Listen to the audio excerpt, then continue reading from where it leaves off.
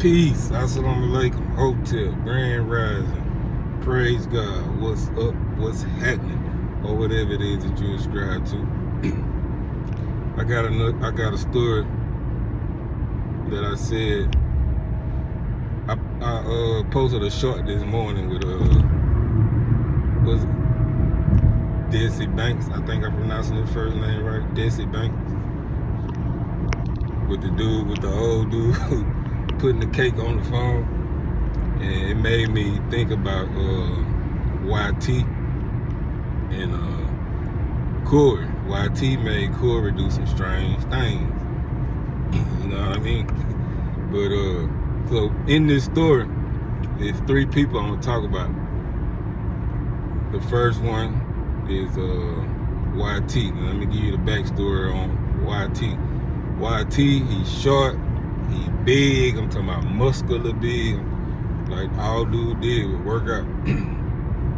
YT, he in the penitentiary for unaliving a woman. First, he forced himself on the woman. You know, he RAPED'd her, and then he unalived her. They said he choked her out. And YT, he been in penitentiary over 20 years, got a life sentence, and he a juke. Now, for those who new on the channel and don't know what a juke is, that's a offset of the GD that was started by a cat from New Orleans. I already told the story, so you gotta go back and check out the videos so you can catch up on some of the things that I'm talking about now. And jukes became mobs and thugs, or it was thugs first, then became mob, or mob first, then became thugs. I really can't remember. But he was a juke, so that means he had a lot of rank, and he was BGD. He was an old school cat. At this time, YT was probably like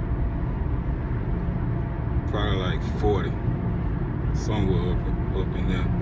But YT got a reputation of forcing himself on younger inmates, and he got a reputation of hitting you with that tube. And he done also been hit with the tube. And I don't even know why they still letting this brother. They still letting them on count. Now it be like that in prison sometimes. Like somebody can have a reputation of being a homosexual, and they still let him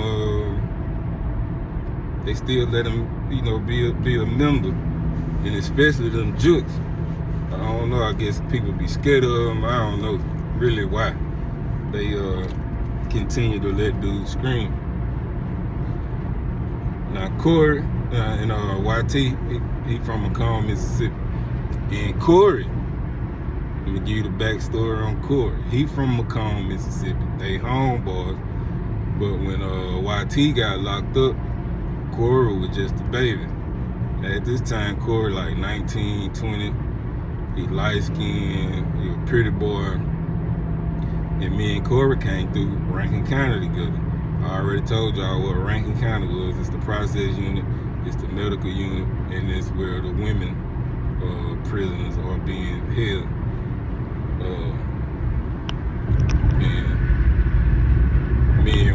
And like I said, me and Corey was in Rankin County together. And I could tell in Rankin County that he was kind of feminine. But I'm the type of person, just because a man got feminine ways, they don't mean he G-A-Y to me. But in prison, if you got feminine ways, people gonna automatically think you that way, and they gonna treat you that way.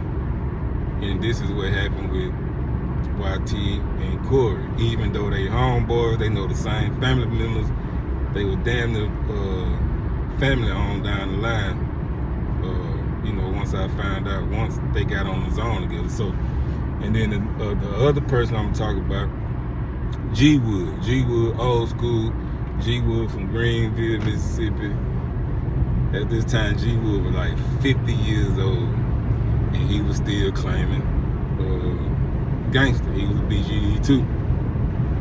In old school, to give you a little backstory of old school, they said that and old school had been locked up for a long time too, like 15 years. They said old school had got beat up one time, and he had to wire his mouth up. You know what I mean?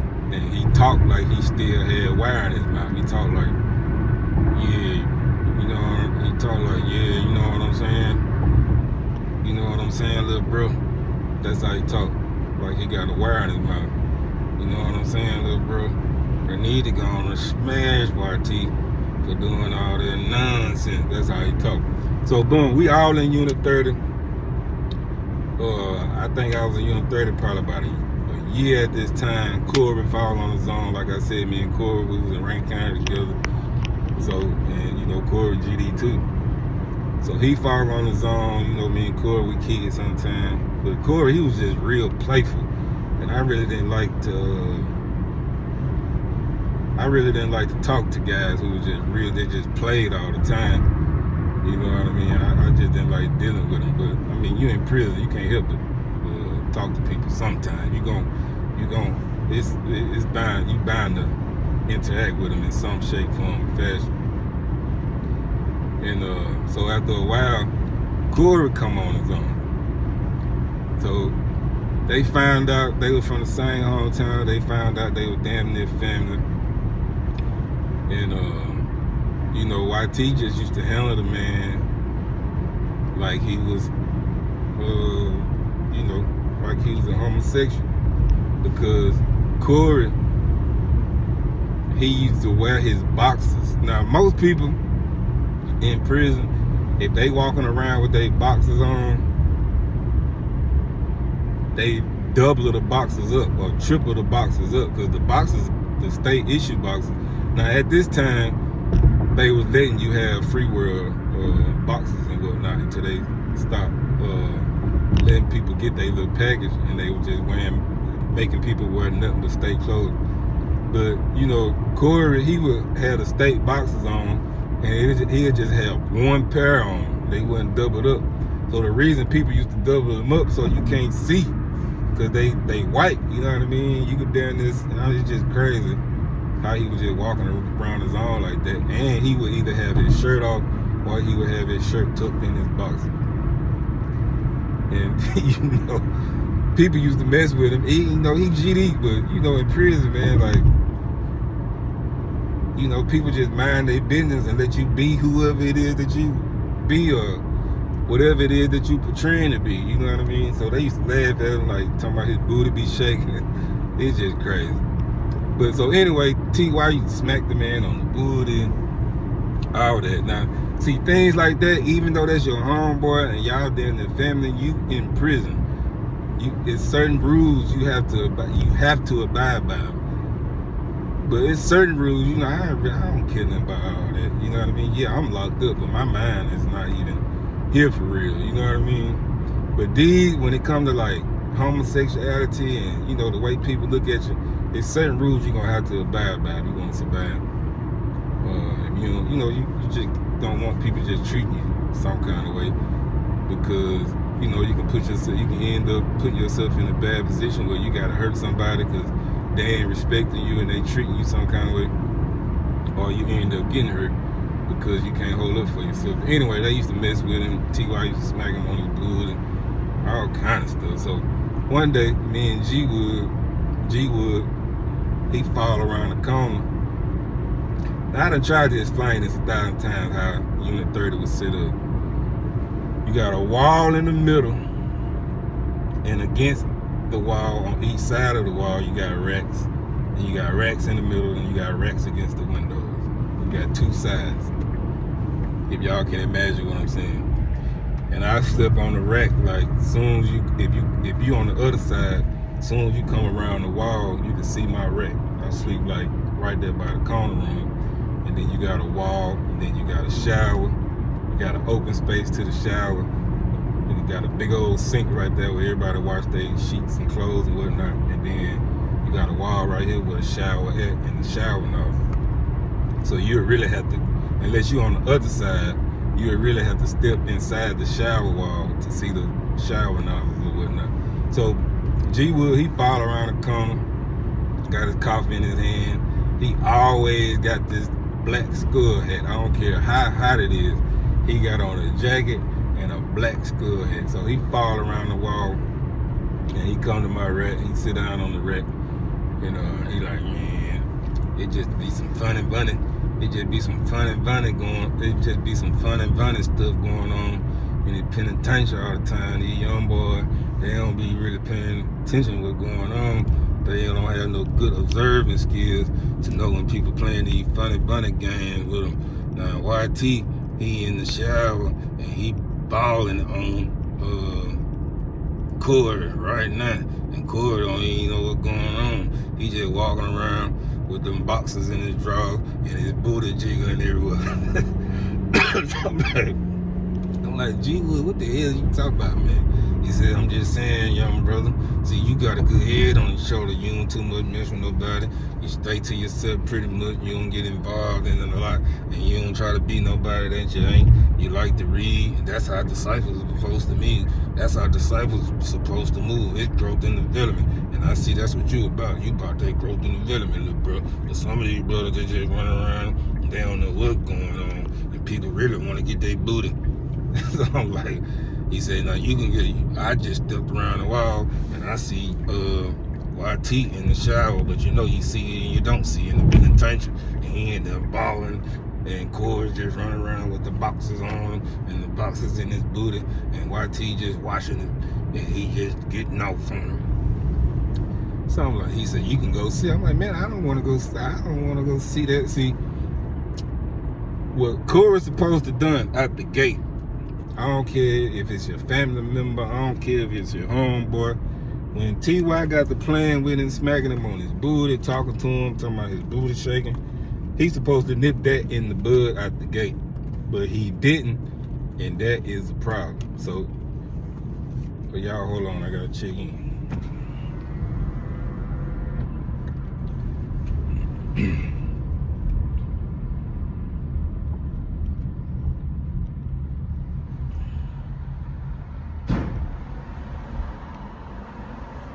Good morning. How you doing? Take care. All right, you too. Make me feel like I'm at the border patrol.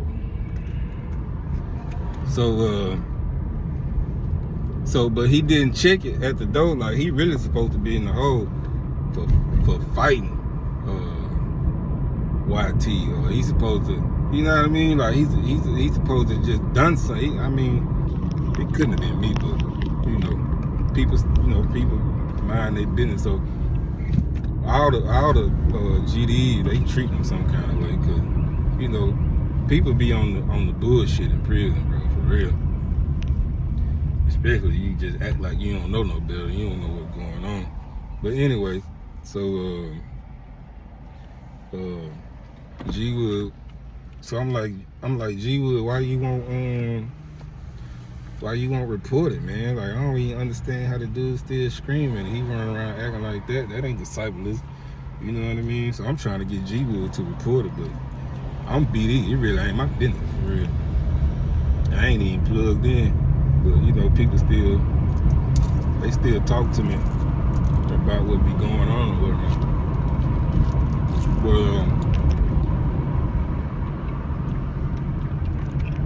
So that's Corey. That's his fault. That's his fault. He letting people treat him like that. You know what I mean? So G Wood, you know, he was like, well, whatever in the dark, it'll eventually come to the light. One thing about this penitentiary, it's gonna eventually come to the light. Everybody see it. Somebody gonna come on zone that ain't gonna be with that play. That G for real, that's a gangster for real. See, I'm too old to be getting involved in all that. But just mark my word, somebody gonna come on zone that ain't with all that play. They gonna put YT in his place. Watch what I tell you. So I'm like, all right, whatever. So a couple months passed. Corey still acting like he just don't know what's going on. Like he don't. I don't know what he was thinking. For real. But anyway, somebody come on the dome that wasn't with the play. And the brother was from New Orleans. And the brother was a Jew. So, to make a long story short, he found out the rainbow games and the homosexual activities going on with YT and Corey. And he put YT on blast in the back in the OD in front of the GDs. And YT didn't want to accept that. YT didn't want to accept that. You know what I mean? So this what happened. This what made everything hit the fan. So it's late one night. It's on a Friday night. And on a Friday night, you know, the administration, they bring the movies to the zone. They bring the VCR to each zone. There's 2 zones in the building. They either bring the VCR to A zone and everybody from A and B zone will be on the same zone, and that's dangerous, bro. Like, you don't know who into it with who. You just don't know, bro. But anyway, they'll either bring the sometimes they'll bring 2 VCRs and put one on one zone and one on the other zone. But 9 times out of 10, they're gonna bring one. They either gonna bring it on B zone and A zone have to come to B zone to watch the movie. And you know, they had the lights off. It's just dangerous. But so after the movie went off, I forgot what we watched, and I really didn't even. I hated when all them people was on the zone like that. I hated it. But after the movie was over, you know, it's lights out. You know, people that was mingling zone to zone, they slowing down, and you know, so what people used to do, you can have your fan on your rack, and you put the sheet over the fan, and then you tie the sheet at the other end of the bed while the fan blowing, and it's just you know, like a big old bubble. You know, the fan is blowing the sheet, and the air just, you know, staying in the sheet, and it's just a big old bubble. So they said that, and it's nasty, bro. Like, they said that YT made Corey you know, go down on him, man. Like, come on, bro. We on a zone with 100 inmates, bro. And you got this type of stuff going on. I mean, even if it was just y'all 2, you got this type stuff going on. Come on, bro. But anyway, I'm gonna just call him NOGD. You know, he wasn't going for that, bro. So he get everybody up. You know, you could tell when something going on in the zone. People start putting their boots on. They start putting their clothes on, putting their boots on and shit. They walking to the back. Then you see the vice lords. They huddle up. You know what I mean, just to make sure ain't nobody in, you know, in their circle involved in it. And all the GDs in the back. So New Orleans, he running it to YT like, bro, you gonna have to get out of the zone, bro. We ain't tolerating that. We ain't tolerating that over here, man. You know what I mean? He like, both of y'all gonna have to get off the zone, bro. So YT was like, man, I'm a grown man. That's my business. You know what I mean? He like, bro, we ain't doing that. Well, I don't care cause you a jerk. I don't care cause you big and whatnot. And you know, I'ma slang that iron too. I'ma slang that. He talking about, you know, I'ma slang that iron too. And so man, it just turned to a big old thing, man. Wasn't nobody siding with YT, bro. So, you know, they got them boys up out their zone, bro. Like, both of them, they got whooped. Like, they got whooped, man. And I'm surprised they didn't get poked on. But I guess, you know, the situation happened so fast but YT couldn't get to his blade because he known for poking somebody. You know, he got a life sentence, so he really don't care. You know what I mean? But you know, they whooped him, bro, and they whooped him bad. They whooped him bad, bro. Like it was blood everywhere. And Poe Corey, bro, they had to come get him. They had to come get Poe Corey. They had to put him on a little stretcher thing. It really ain't no stretcher, and haul him out. But then, you know, the administration, like they ain't even cause they usually if something pop off like this, they gonna come in with pepper spray. They gonna make everybody pack up. They gonna have everybody outside against the fence. They don't care how late it is, and the mosquitoes be tearing a nigga ass up. And I got some stories about how some stuff popped off and they made everybody pack their property. And they don't care and they gonna punish both zones. But you know, they'll make you pack your property, go outside, sit outside.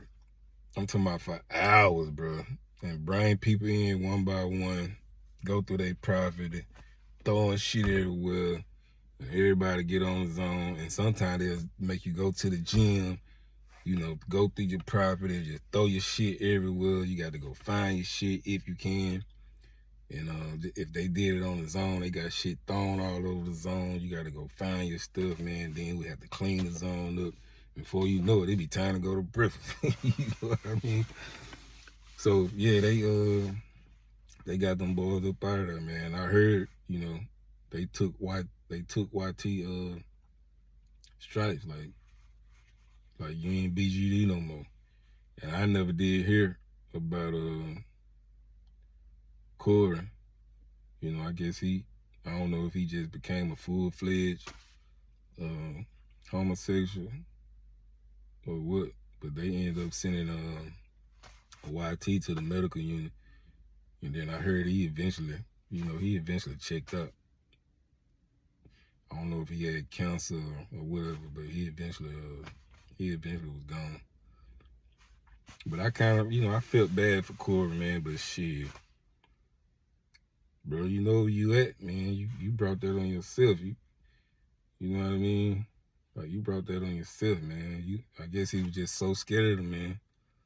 He just did what the man told him to do. Or he kind of felt like the man was going to poke him up in there, put that iron up in him. I'm surprised the man didn't go up in Corey's back. But, you know, that's just one of the stories in prison, bro. Like, it be going down like that, man. It's crazy.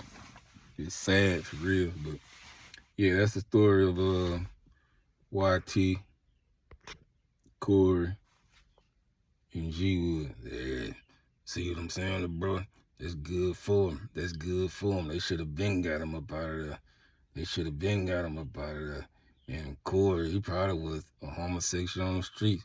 And it just came out when he came to the penitentiary. You know, when you come to the penitentiary, whatever you is, it's going to maximize. You understand what I'm saying, little bro? But hey, you be smooth how you be smooth and do your time how you do your time, young brother. And yeah, I'm gone.